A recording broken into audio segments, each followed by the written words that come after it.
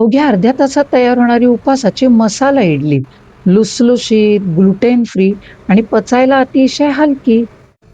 एक वाटी वऱ्याचे तांदूळ आणि त्याच वाटीच्या मापाने पाव वाटी साबुदाणा मिक्सरमधनं थोडंसं असं रवाळं फिरवून घ्यायचं.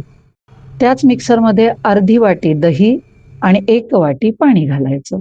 हे दही थोडंसं आंबट असेल तरीही चालतं. सगळं मिश्रण फिरवून भांड्यामध्ये. त्यात चवीनुसार मीठ, 1 चमचा जिरं, 3-4 बारीक चिरलेल्या हिरव्या मिरच्या घालायच्या. सगळं एकत्र करायचं आणि 10-15 मिनिटं झाकून ठेवायचं. नंतर त्यात पाव चमचा खायचा सोडा घालायचा. सगळं व्यवस्थित एकत्र करायचं. पिठाची कन्सिस्टन्सी अशी हवी. इडली पात्राला तुपाचा हात लावून घ्यायचा आणि थोडं-थोडं मिश्रण इडली पात्रात घालायचं. एकीकडे कुकरमध्ये पाणी उकळत ठेवायचं. ते उकळलं की मगच इडली पात्र आतमध्ये म्हणजे इडल्या छान फुलतात आणि हलक्या होतात. 15 ते 20 मिनिटं ह्या इडल्या वाफवून घ्यायच्या. काय मस्त तयार झाल्यात बघा.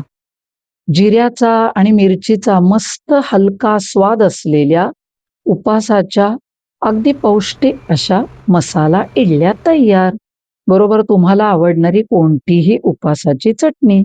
उपास नसताना सुद्धा खाव्यात इतक्या मस्त चवीच्या स्पॉन्जी आणि अगदी सुपर इडल्या नक्की ट्राय करा.